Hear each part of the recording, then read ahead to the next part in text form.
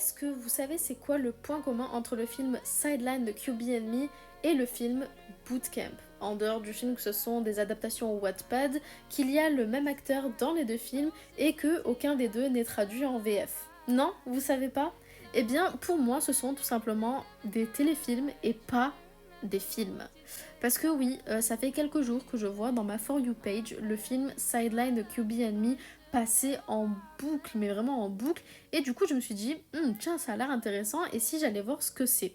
Du coup, j'ai regardé le film, et clairement, c'est une catastrophe. Les jeux d'acteurs sont catastrophiques, la réalisation est catastrophique, l'intrigue, c'est une intrigue des plus basiques, du vu et du revu, t'as peur.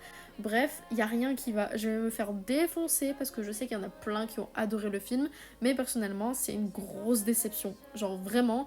Et ça m'a vraiment fait penser au film qui passe sur TF1, vous savez, à 14h dans l'après-midi quand personne regarde la télé.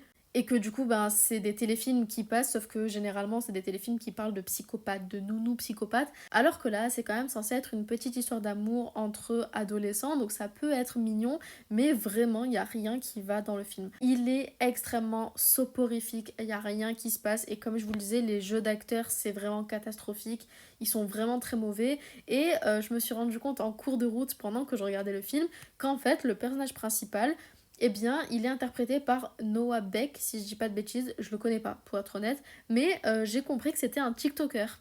Il va falloir arrêter de donner des rôles à des TikTokers qui ne sont pas qualifiés. Je suis désolée, Noah n'est pas qualifié. Il joue extrêmement mal. Il est très cringe. J'avais déjà vu d'ailleurs ce mec passer dans mes pourtois il y a quelques temps. Et déjà, je le trouvais cringe en vidéo sur TikTok. Mais alors, dans ce film, ses mouvements de tête, comment il essaie de faire le beau gosse, il n'y a rien qui va. Bref, je suis très déçue du film et je l'ai trouvé extrêmement mauvais. Genre, vraiment.